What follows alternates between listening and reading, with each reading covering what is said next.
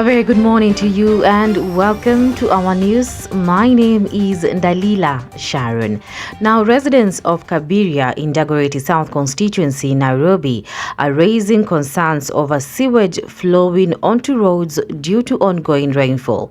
They report that many homes in the area lack proper sewage systems, resulting in frequent overflows during the rains. Mike Mogaka, a small business owner at Kabi Center Stage, also attributes the worsening situation to poor urban planning and irresponsible waste disposal. He notes that some developers bypass regulations and fail to install proper waste management systems. Mnaona mapipa iko hapa, uchafu wa kila aina uko hapa, na haya ni mazingira watoto wanakaa wanachezea hapa. Kwa hivyo nataka nisingatie niseme kwamba ikiwa hatutahukumika na iwe jukumu letu kufanya usafi, ni sisi tutaumia, watoto wetu wataumia, kizazi chetu kitaumia.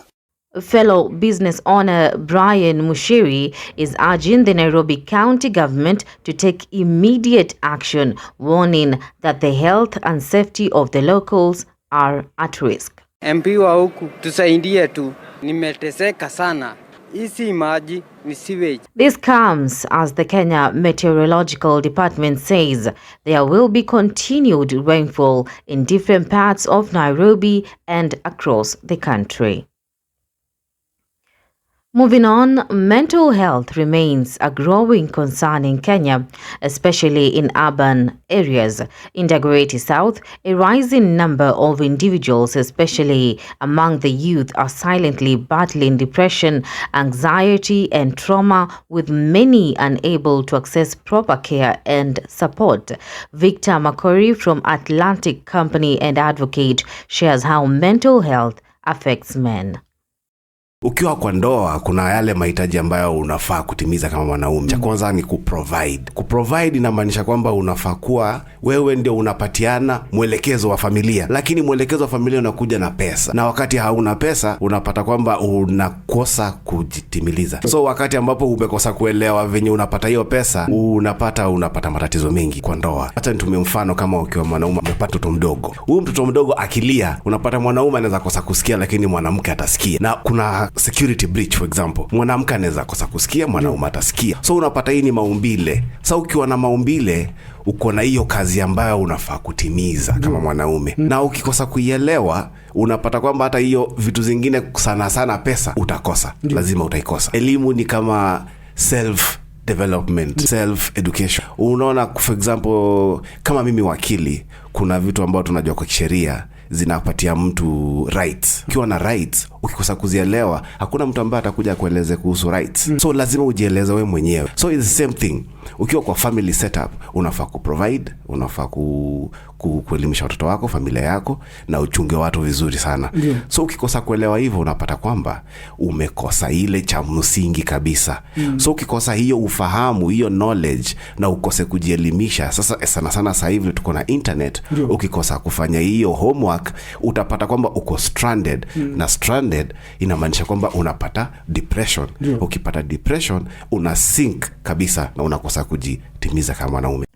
In other news, the Kenya Power Company has listed areas to face power interruptions across the country today.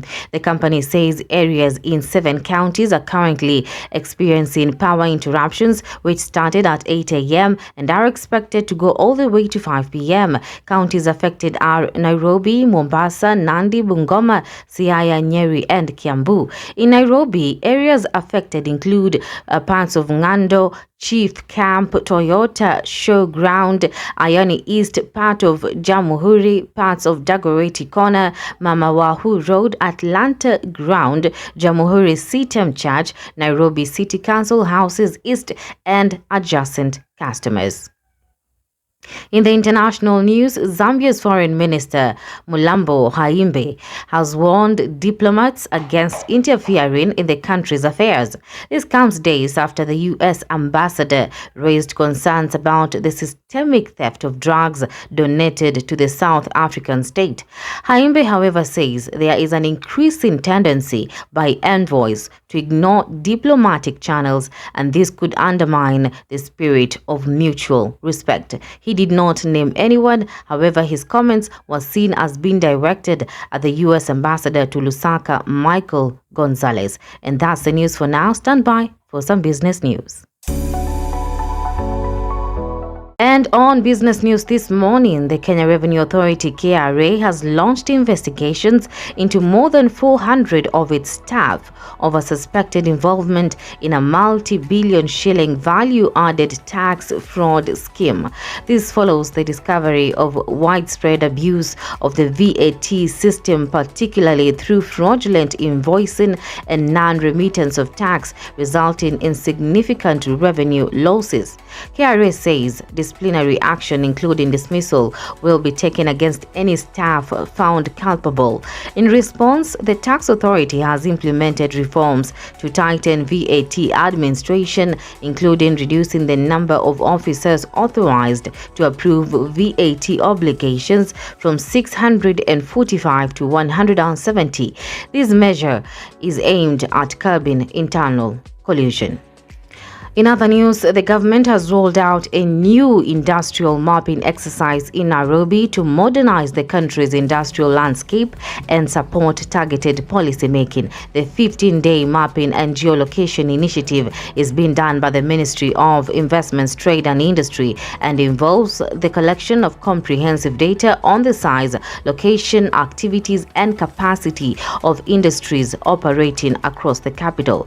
The mapping, which is also being conducted in collaboration with the Kenya National Bureau of Statistics and Kenya Industrial Estates, will span all the 147 sub-counties in Nairobi as well as other parts of the country. The data collected will form the basis for the development of a national industrial database and directory aimed at improving investment promotion, infrastructure development and industrial upgrading. And that's business news. Now you're up to date. Good morning. I am Dalila Sharon.